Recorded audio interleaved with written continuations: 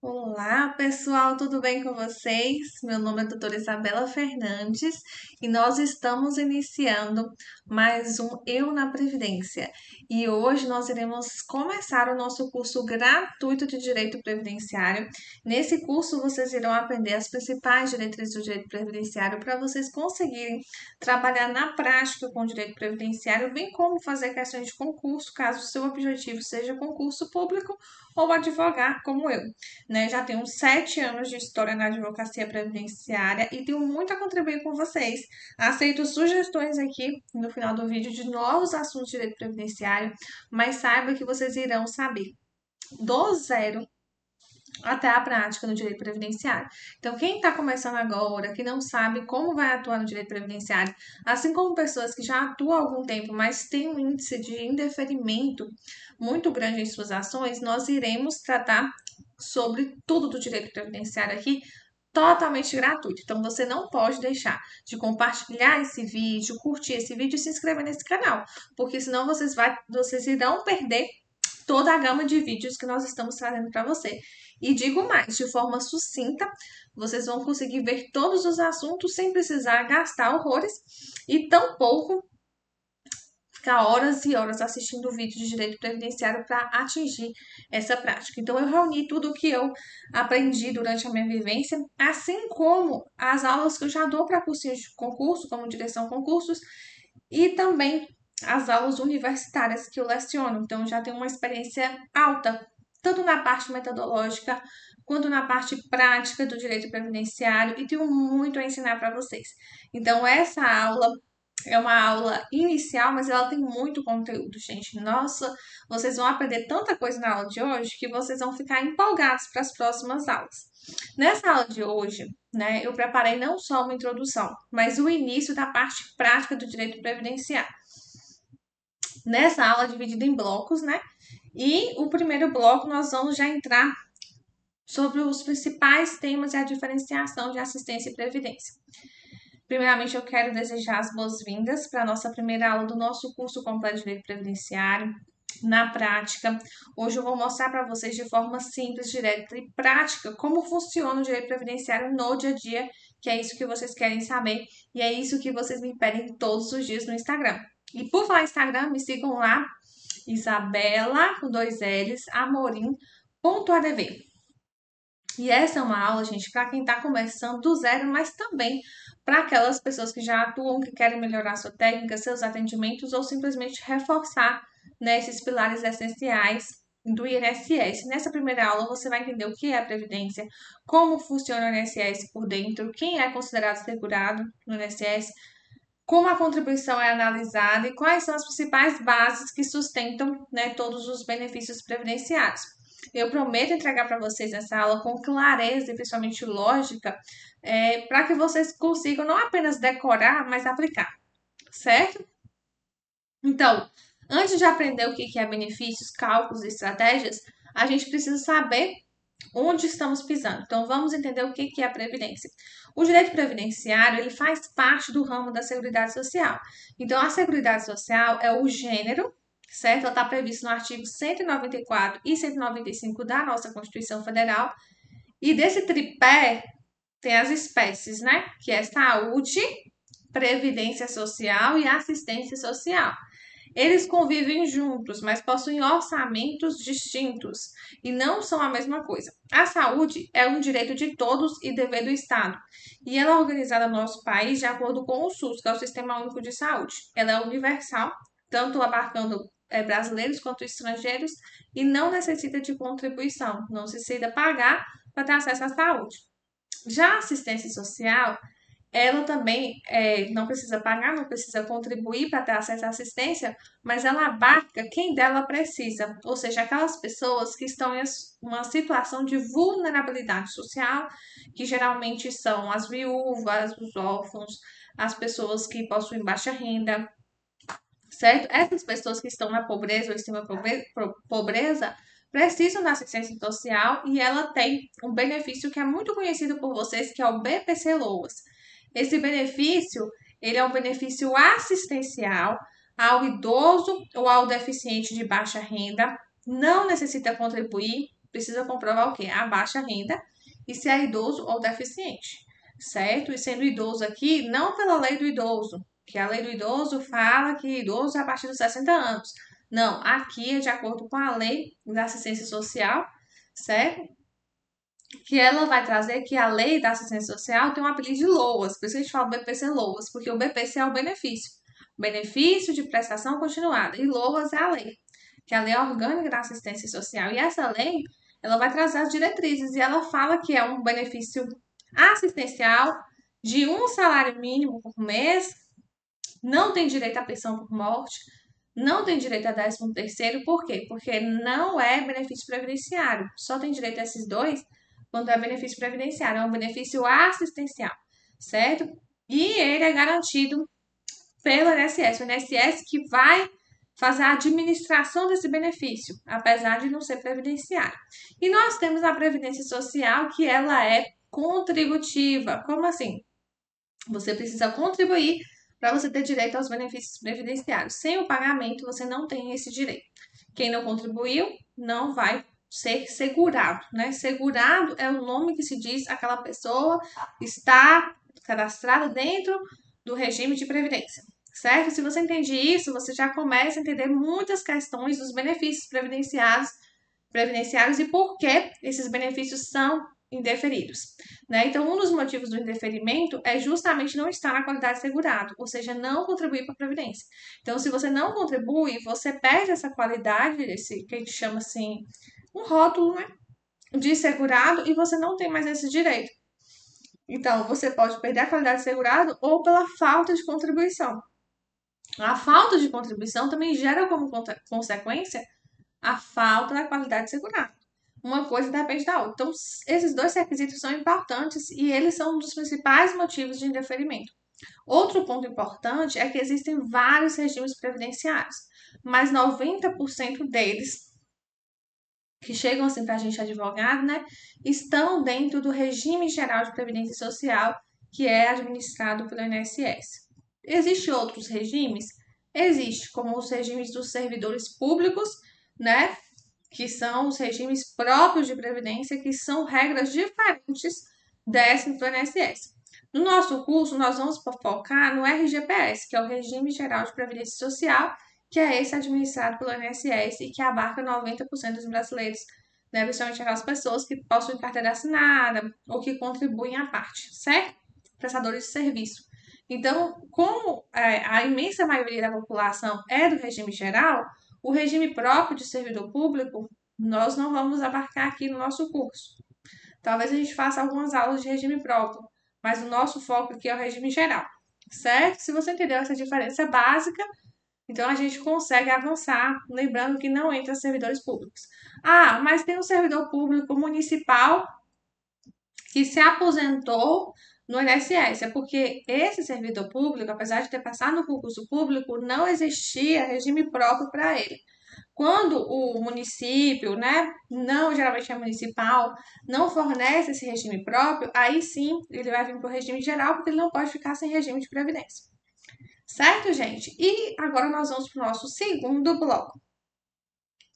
Como o INSS funciona na prática, né? Então, como é que funciona? Vamos desmistificar o INSS, claro. Nós vamos ver aqui os pontos iniciais, depois nós vamos aprofundando a cada aula.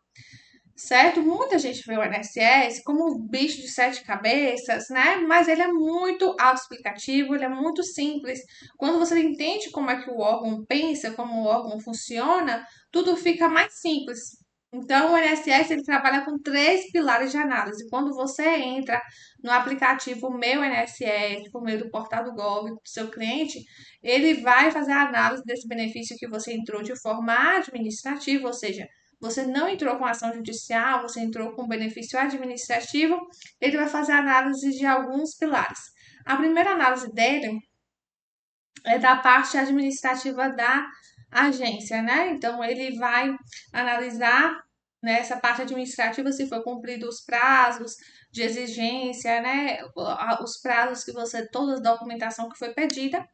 E nós temos a parte de perícia médica, que é a parte de análise de incapacidade ou não ao trabalho. Essa parte de perícia é feita pelos peritos que passam no concurso público, médicos, né, que não são médicos especialistas, né, às vezes pode cair com médico especialista, mas não necessariamente é um médico especialista. E nós temos a análise documental, em que eles vão olhar todos os documentos e ver se realmente você preenche os requisitos que a lei ou as instruções normativas determinam, certo? Então, tem essas três análises aí que são primordiais. Então, tudo gira em torno disso. O servidor que trabalha no INSS, ele não vai inventar um requisito. O requisito já existe na lei, ele apenas confere se está tudo ali. E muitas vezes, o que vai garantir o sucesso dos seus requerimentos administrativos é você explicar para o servidor o que está acontecendo ali, por que você colocou aquele documento, porque a análise é rápida. Então, o servidor, apesar de ter conhecimento, né, de saber os requisitos que a lei exige, ele vai fazer uma análise rápida. Então, ideal é que você faça uma petição e coloque no processo administrativo, mesmo que seja uma petição bem simples, bem pequena, mostrando os principais pontos que você entende pelo deferimento e os documentos ali, certo? Então, qual a ferramenta que eu vou usar? O portal do meu INSS, né? Você pode usar também o Geride para advogados, mas geralmente usamos o meu INSS e é por lá que o cliente faz o pedido. Às vezes o cliente faz sem o advogado, tá? Ele envia os documentos, porque pode ser feito sem auxílio de advogados, assim como com o auxílio de advogados. O ideal que a gente recomenda é com os advogados, porque eles possuem experiência técnica para conseguir fazer a aprovação de cara e também para não prejudicar, caso precise entrar com ação judicial, essa ação por ter colocado os documentos faltando. Certo, gente? Então, eu vou revelar para vocês os motivos mais comuns de indeferimento no INSS. Os motivos mais comuns são a falta de qualidade de segurado, ou seja, a pessoa não está mais como segurado no INSS. Por quê? Porque ela demorou de contribuir. Então, o INSS, ele tem regras claras, você tem que contribuir. Você pode ficar um tempo sem contribuir? Pode, mas esse tempo não pode ultrapassar, geralmente, 12 meses, certo? Então, tem os prazos, tem 12 meses, tem 24 meses e 36 meses. Mas, regra geral, 12 meses, certo? Depois nós vamos ver sobre esses prazos melhor. Mas, assim, a pessoa, ela tem que contribuir. E tem alguns benefícios que tem uma carência. O que é carência? É um tempo mínimo de contribuição para você ter direito a ele. Que são, por exemplo, o benefício do auxílio-doença, que hoje mudou de nome, né, com a reforma da Previdência. É benefício por incapacidade temporária. Esse benefício, ele tem uma carência, que é um prazo mínimo de contribuição de 12 meses. Então, você precisa estar 12 meses pagando a Previdência para você ter acesso ao auxílio-doença, porque senão você não consegue acesso. Então, esse é um dos motivos de indeferimento. Nós vamos ter uma aula sobre carência, tá, gente?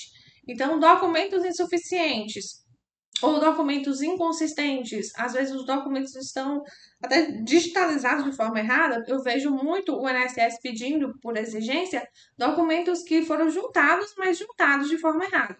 Prova rural mal apresentada, né? Incoerência entre a história de vida e a data da incapacidade. Então, tem que estar coerente com o que você preencheu lá no INSS. Ou seja, o problema não é o benefício. Não é que o benefício é muito difícil, que é um caso impossível. O problema é a organização de provas. Lógico que o INSS tem uma taxa de indeferimento maior do que deferimento, né? Eles prezam muito por uma análise bem criteriosa. Mas quanto mais você entende como o servidor trabalha, fica fácil montar o processo administrativo e conseguir esse deferimento. Então, abaixa um pouco o risco do indeferimento, certo? E agora nós vamos para o bloco 3 das nossas introduções aqui, que é segurados do RGPS. Quem são os tipos de segurado? Porque nós entendemos que se a gente pagar, a gente se torna segurado. Mas quem são esses segurados? Né? Porque tem toda uma estrutura por trás do INSS. Tem vários tipos de segurados, assim, não é qualquer tipo de contribuição. A gente tem aqueles que são obrigatórios e nós temos o segurado facultativo, que é aquele, gente, o que é facultativo? É uma opção, né? Se eu vou querer contribuir ou não. É aquele que não precisa contribuir, mas ele quer. Ele quer fazer parte da Previdência. Porque a Previdência é algo assim, mesmo que você não queira, você tem que fazer parte dela porque é obrigatório. Mas existem alguns que não, para eles não é obrigatório e mesmo assim eles decidem contribuir. tá? Por exemplo, a dona de casa. A dona de casa, ela exerce atividade remunerada? Não. Então, se ela não exerce atividade remunerada, ela não precisa contribuir para a INSS, mas ela quer, tá? Peraí que meu cachorrinho tá me chamando aqui. Vou dar uma pausa aqui rapidinho. Voltei, pessoal. Deixa eu colocar meu microfonezinho aqui. Tá me ouvindo bem? Pra gente voltar pra nossa aula, certo? Então, a gente estava falando sobre a questão dos tipos de segurado. Que segurado obrigatório é aquele que exerce uma atividade remunerada, né? Então, o segurado obrigatório da Previdência é aquele que exerce atividade remunerada, que está automaticamente vinculado com a Previdência e tem que contribuir. Exemplo é o empregado de carteira assinada, né? Aquele que tem vínculo CLT. E nós temos também o empregado doméstico, que trabalha para uma família, trabalha mais de 2 dias na semana, né? Para um ambiente familiar e sem objetivo de lucro. E nós temos o trabalhador avulso, que trabalha geralmente em portos, né? E nós temos o segurado especial, aquele agricultor, pescador artesanal. Nós temos o contribuinte individual, que é o MEI, o empresário, né?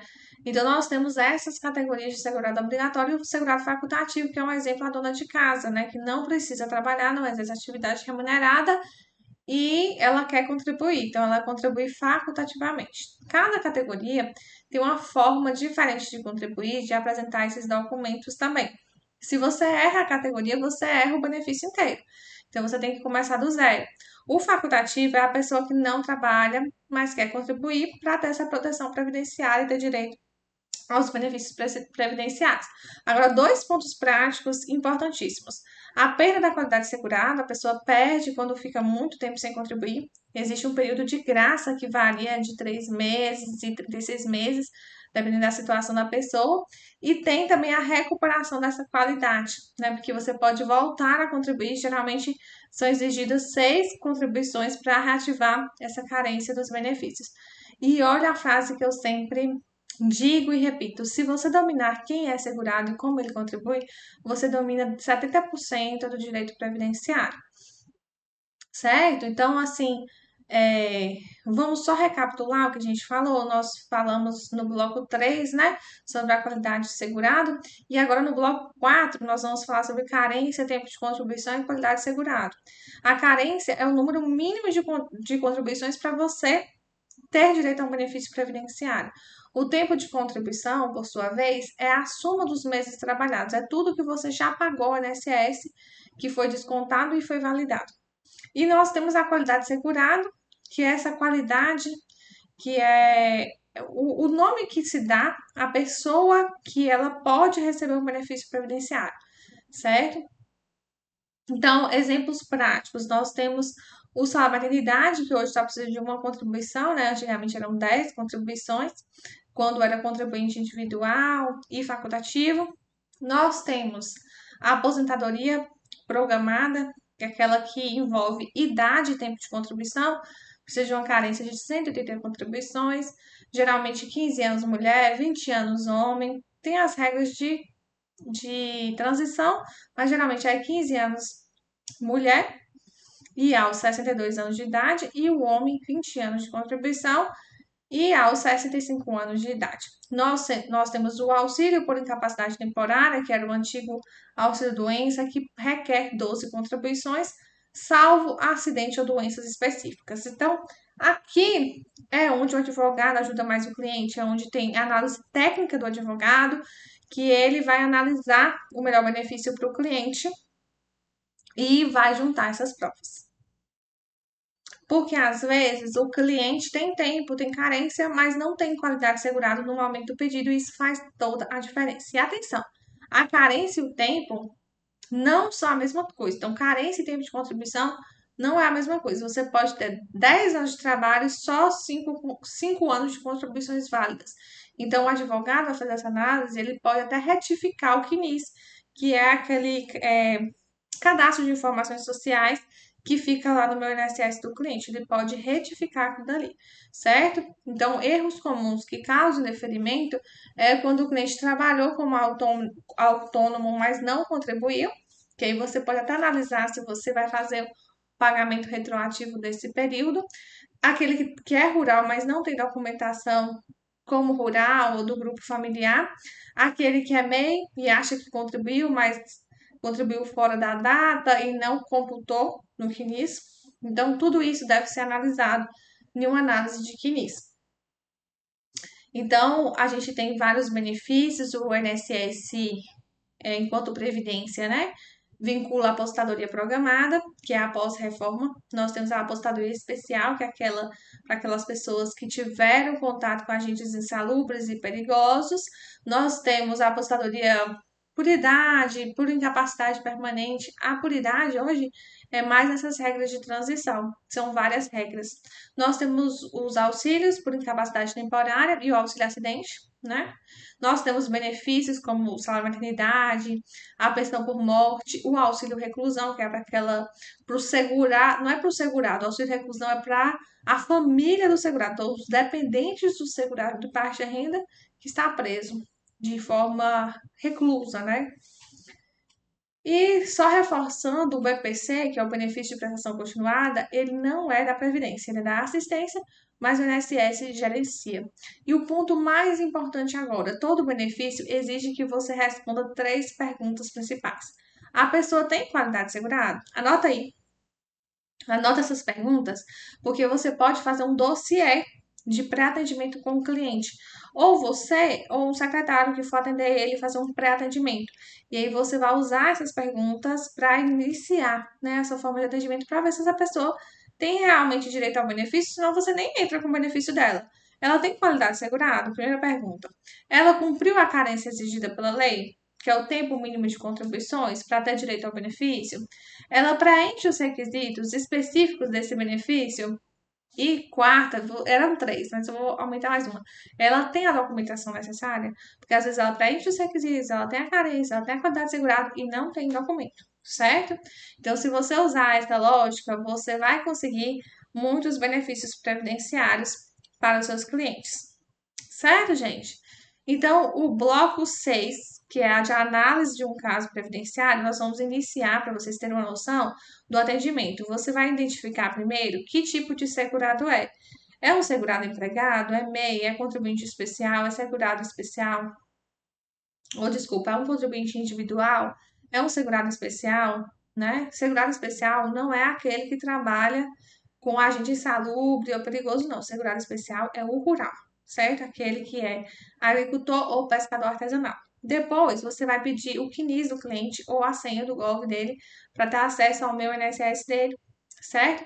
E agora nós temos a procuração eletrônica, né? Da nova lei aí, o IN, que lançou, que deu esse direito da nossa procuração eletrônica, que o cliente pode permitir a gente o acesso sem a gente precisar da senha do cliente. Então, a gente vai conseguir o acesso ao CNIS dele, que é o Cadastro Nacional de Informações Sociais, e esse documento é o mais importante do direito previdenciário, porque lá tem toda a vida contributiva dele, tem os lugares que ele trabalhou, né, o período que ele trabalhou, tem o número de identificação desse trabalhador e tem os valores que ele contribuiu e as pendências, né? Lá tem os indicadores de irregularidades que você pode regularizar e isso ser até um serviço à parte que você cobra, essa regularização do CNIS, né? Então você vai analisar as lacunas, os vínculos duvidosos, as remunerações zeradas, você vai conferir a carência, como a gente viu, né, que é esse número mínimo de contribuições para ter direito ao benefício. Você vai verificar a qualidade segurada, se ele ainda permanece ou se ele parou de contribuir em algum período e vai organizar essa documentação dele, olerites, contra-cheques, né, declarações, certidões, tudo que ele precisa para dar entrada nesse benefício. Você pode até fazer antes uma simulação básica no meu INSS ou no sistema de cálculo, caso você possua. Se você não possuir, a gente vai falar mais sobre essa questão do sistema, tá? E só depois disso você define o caminho. Se você vai fazer o pedido administrativo, se o cliente já fez e foi negado, você já pode entrar com a ação judicial. Se você antes precisa fazer uma retificação desse CNIS dele, que é corrigir esses indicadores que demonstraram pendências de pagamento, alguma coisa do tipo, ou você já vai de cara no ajuizamento da ação, certo? Quando você faz esse fluxo, você não erra. Então, gente, eu espero que essa primeira aula tenha esclarecido os fundamentos que vocês realmente precisam para dominar antes de entrar nos benefícios específicos. E na próxima aula nós vamos aprofundar na questão das contribuições, cálculo de contribuições em atraso, formas de recolhimento, regularização em situações que geram a perda ou manutenção da qualidade segurada. E se ficou alguma dúvida, né? Vocês podem deixar aqui nos comentários que eu vou estar analisando depois. Não esqueçam de curtir esse vídeo para dar uma força aqui no canal, se inscrever, ativar o sininho de notificações para não perder os próximos vídeos, porque eu tenho muita coisa para ensinar para vocês. E caso vocês tenham sugestões também de vídeos, podem colocar aqui que eu estou disposta a ensinar vocês. Então, nos vemos na próxima aula do nosso curso gratuito, completo de Direito Previdenciário, que só aqui no canal no Eu na Previdência vocês têm acesso. Certo, gente? Até mais. Tchau, tchau.